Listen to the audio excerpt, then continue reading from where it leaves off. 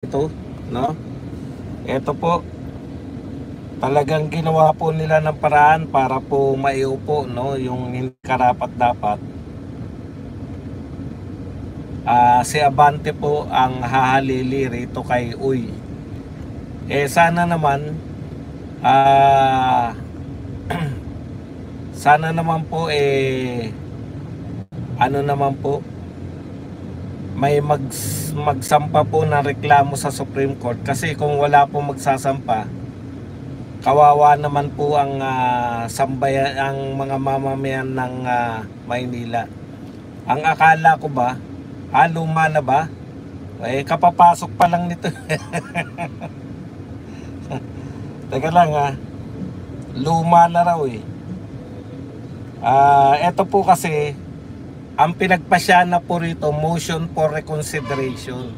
Nag-file po kasi ng motion for reconsideration So kung sinasabi mo luma na to, ngayon lang po to nagpasya ng motion for reconsideration.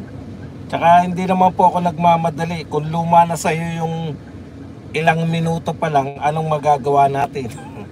Ito po ay kapapasok-pasok pa lang. Nakakahiya naman sa akin. Luma na tong binabalita ko. Okay. Ito po, just in.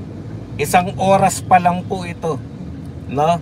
Iba po yung una. Yung una po, may pasya na po yung COMELEC. Nag-file po ng motion for reconsideration. Sana naintindihan nyo po yung pagkakaiba, no? Yung una, pasya po ng COMELEC yun. Sinasabi po na si Uy, si Uy po ay hindi Filipino citizen. So nag-apply po ng motion for reconsideration. Para lang po maunawaan niyo yung luma at bagong balita. Hindi po ako nagpe-fake news dito. Pag sinabi ko pong bagong balita to, 1 oras pa lang po. Ngayong araw pa lang, ang pinagpasyanan ng COMELEC, yun naman pong motion for reconsideration. So ibinasura po ulit ng COMELEC yung motion for reconsideration. Okay na po ba yun? Sa mahilig sa bagong balita, nakakahiya naman po na ayaw niya nakakapakarinig ng lumang balita. Okay, at muli po, ay diniklara ng COMELEC na si Abante, kasi hinold po, para alam lang po, no, hinold po yung declaration kay Abante. Ngayon po, dahil binasura na yung motion for reconsideration, ibig sabihin, tinanggalan na po ng pag-asa si Uy. Korte Suprema na lang po ang magbabalik kay Uy bilang nanalo. Diniklara na po ulit itong si Abante. Ayan. Nakakahiya naman dun sa luma na raw to Okay. Malinaw po So, muli, i-reiterate po natin, may decision na yung Korte Suprema, no second place rule. Sana ilinaw ng Korte Suprema to, nakasama dito yung mga congressman. Kasi po, pag hindi nyo po sinama yung mga congressman dyan, ang gagawin lang po ng mga congressman at ng iba pang opisyal, pag pwede yung second place rule, kahit matalo na po sila, di ba? Okay. Harap-harapan, wala na pong kahiyan Kung ako politiko natalo, hahayaan ko na po yan. Noon po kasi, ang labanan po sa COMELEC, nanalo ka dahil nandaya ka. No? Ngayon, natalo ka, second place ka lang, talo ka, hindi sinabing nandaya yung kalaban, pinapadisqualify sa ibang kaparaanan. Parang yung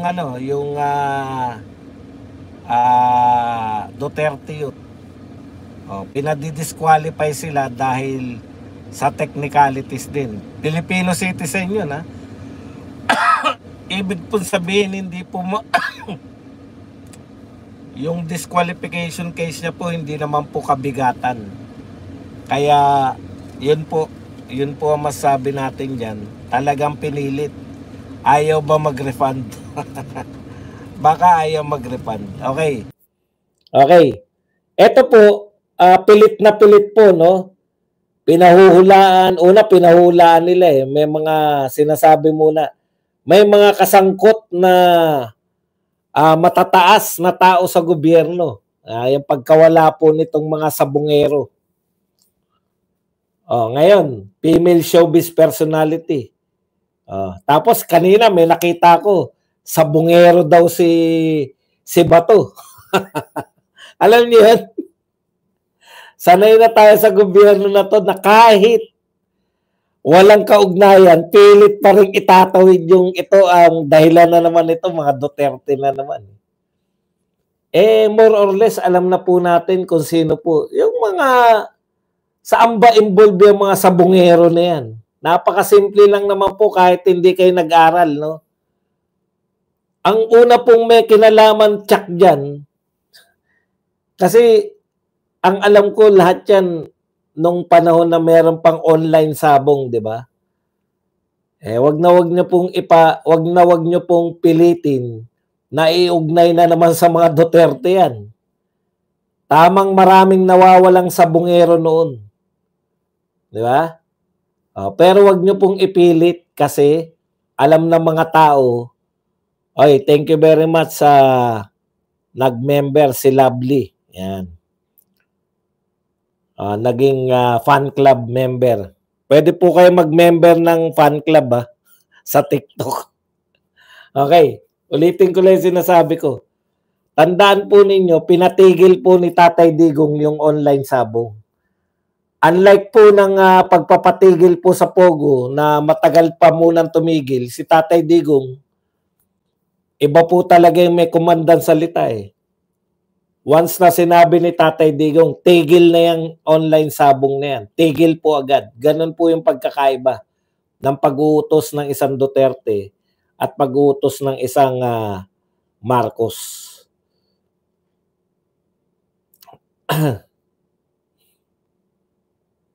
Ito po.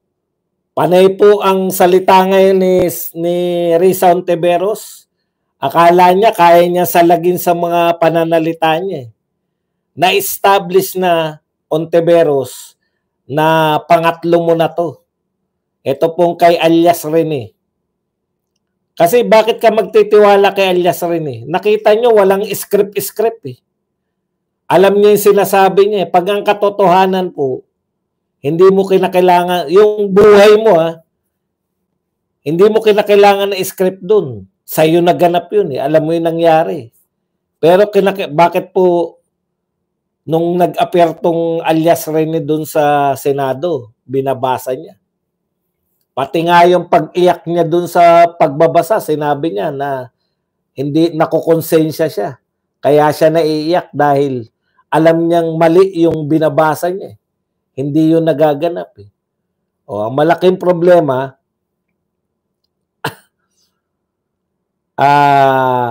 ang malaking problema po ni Risa Ontiveros, okay lang na i-deny niya yan eh. Kung ngayon lang siya pinagbintangan na nagbayad o nanuhol ng mga witness. Ayon po kay Topacio, yung dalawang pangyayari, yung kay Kian de los Santos at saka dito sa Parmali, nakausap niya at may tape siya, no? Na talagang gawain na ni Risa Ontiveros yan. Paano mo ngayon i-deny yan? Okay lang yan kung ngayon lang may nag-akusa sa'yo. Pero kung pangatlo na yung nag-akusa sa'yo at pinatototohanan ni Yesyo Topacio na meron talagang ganyan, yari ka dyan. Bilang isa po sa pagpoprotekta ni Risa Ontiveros, ay plano. Tignan niyo po ang term, ang ano niya, plano ng sampahan ng reklamo. Itong si Alias Rene. Mabuti nga, sampahan mo ng reklamo na magkaalaman eh. Kasi ngayon pa lang, nakita ko na si Atty. Torion. Kahit na siniraan tong si Pastor Kibuloy, mukhang gusto niyang makausap tong Alias Rene. na siguro tutulungan niya kung abogado at abogado kasi didemanda na ni Risa Ontiveros eh. Oh, yan po ang problema. Pero maganda po yan. Baka tokis mo lang yan, Risa. Pag humarap sa korte yan, ang taong hindi nagsisinungaling, kaya niya yan eh. Ang tanong lang, mga kapatid, ayan po, lumantad na ganyan na ganyan yung kay Dilima, di ba? Lumantad, bumaliktad yung mga nag-akusa kay Dilima, pinalaya. So, ine-expect po natin na parehas po. Parehas yung magiging treatment kay Dilima at treatment kay Pastor Kibuloy na yung pangunahing witness. Siya yung pangunahing witness, di ba? Bumaliktad. Ayun po yun. Kayo naman, di naman ako nagre-reklamo. Hindi po ako nagre-reklamo. Si Risa Ontiveros po nagre-reklamo na kasinungalingan daw. Kami po, vlogger kami. Hindi po namin nire-reklamo, tinatalakay namin. Puro ka kuda. Opo, tama ka ron. Kung hindi ka ba naman engot eh. Bakit hindi ako kukuda? Vlogger ako. Pwede mo ba sabihin sa mga singer, puro ka kanta? O kaya sa mga dancer, sino ba mga sikat na dancer sa TikTok? Yung mga gerero, sasabihin mo ba, ganyan po nakikita kung gaano kayo kahina ang kokote nyo. Vlogger ako, putya, sasabihin mo ako, puro ako kuda. Sabihin mo nga kay gerero na puro ka sayaw. O kaya kay Ogie Alcacid at saka kay kumakanta na si Regine tsaka si Ogie. Sabihin mo nga kay Regine tsaka kay Ogie na puro kayo kanta. Kaya mukhang tanga pa rin kayo kahit sa social media. Pinatutunayan nyo lang na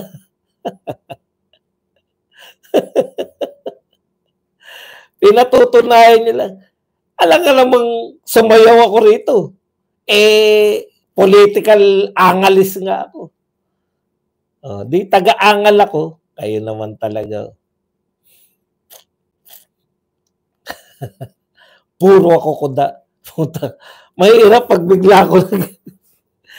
bigla ako sumayaw dito. Sabi po ni Monsod, ni Christian Monsod, asawa po to ni Tandang Monsod. Senators nag-abogado para kay BP Sara mananagot sa taong bayan. They represent the citizens of the Philippines who are their sovereign power. They represent the citizens of the country. They do not represent the accused, sabi ni Attorney Christian Monsod, isa sa bumalangkas ng 1987 Constitution. Taong bayan kayo ng taong bayan eh. Ang gusto ng taong bayan, hindi na matuloy ang impeachment na yan. Kayo lang naman po yung nagsasabi na dapat matanggal si BP Sara eh. Wala naman kayong ebidensya. Diba? Ano po ang sabi ni Chua? Wala daw siyang naibigay na ebidensya sa ombudsman. Kaya takot na takot sila sa ombudsman na magpasya kang ombudsman. Monsod, makinig ka. Wala naman taong bayan, tapos naririnig ko pa ngayon, 2025, people power. Ipi-people power daw nila si Cheese, ipi-people power daw nila si BP Sara. Ang dami nyong alam. Wala naman na kayong tunay na lakas, wala naman na kayong power. Wala kayong maaaya sa EDSA. Kahit na anong gawin ninyo. Kahit nga balotobahin kayo, wala kayong magagawa. Okay, ito pong katulong po nila sa ang termino, balikan ko lang po yung bakit pinalulutang nila yung walang katuturan na balita kay Alice Go. Tandaan po ninyo, ang kinaso nyo po kay Alice Go, hindi po yung patunayan na siya Inchik o Pilipino. Matagal nyo na sinasabi, hindi po yan eh. Ang kaso nyo kay Alice Go, siya yung mga mastermind ng Pogo, siya yung may panukala ng Pogo tungkol po sa Pogo. May mga human trafficking pa kayo nalalaman. Yan po yung gusto namin marinig. Ngayon, bakit po nila pinapuputok si Alice Go? Sinabi na yan ni BP Sara eh, di ba? Classic scapegoating. Okay. Scapegoating lang po yan si Alice Go ngayon dahil gusto nila matabunan yung si alias Rene ni Hontiveros. Hindi nyo po kayang tabunan yan. Lalo na ngayon, kinukontak na po ni Attorney Torion. Si ano, kasi putya, ano lang naman nila, hinaharas na nila eh. Siyempre, tinatakot na idedemanda, di ba? Alam mo naman, nakuha nga nila yan eh, dahil sabihin na natin na nasilaw nga sa pera nila eh. Biruin mo, 1 milyon ang ialok sa'yo. Kahit hindi naman nakita na kumuha talaga ng baril si Tatay Digong at si BP Sara. Ididiin sa alang-alang sa 1 milyon, di ba? O, ngayon, ano yung point ko? Nawala yung scapegoating. Dahil putok na putok po yan, magsasampa na ng kaso si Attorney Torion, humanda kayo. Okay, dahil putok na putok po yung issue na yan, kay alias Rene, kinakailangan nilang scapegoating. Ito na nga. Tuwan-tuwa sila, kaya kasabwat po media rito eh. Kaya pinalalaki nila tong issue na in-check daw. Wala namang katuturan na yan si Alice. Diba? Pogo kayo ng pogo na masama yung pogo, diba? Ano ngayon na nangyayari sa Pilipinas? Ang dami na pong nababaon sa utang, nagkakasanla-sanla, na ibebenta mga gamit dyan dahil sa pasugal. Akala ko ba kaya nyo tinanggal yung pogo dahil ayaw nyo ng sugal? O bakit po yung nagkalat yung scatter, bingo plus, at eto po ako sabi ko nga mga ano ngayon, sama-sama eh, sa buwatan eh. Yung mga bait-baitan, lahat ng bait-baitan, mga sikat na celebrity po ang mga nag-e-endorse ng mga scatter na to. At saka iba't ibang uri ng sugal. Mga pinakasikat po, buti pa si Coco Martin. Hindi pa nag-endorse. Si Vic Soto, nag-endorse na. Eto si Vice Ganda, nag-endorse na rin. Bait-baitang kayo, di ba? Ayaw nyo sa mga Duterte dahil masama yung war on drugs. Anong ginagawa nyo sa mga Pilipino? Halo-halo. Halo-halo na lang po itong kwentuhan natin. Kaya lang, ako po na nakasaksi, anti-sugal talaga ako eh. Ako po na nakasaksi ng masamang epekto ng sugal. Direkta, lumalaki po ako.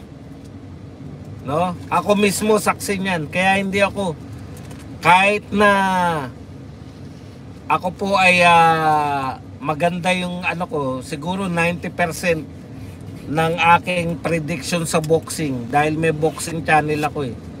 90% ng prediction ko sa boxing tumpak. Hindi po ako tumataya.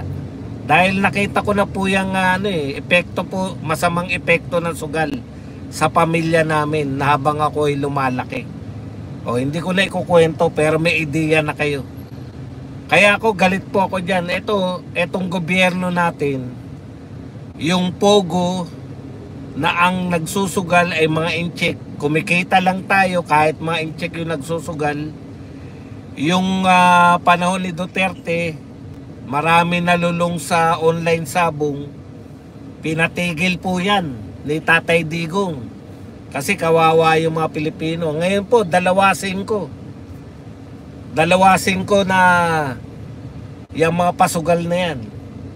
Yan. Dehin Bukiki. Si Hontiveros. Nagalit na galit sa pogo.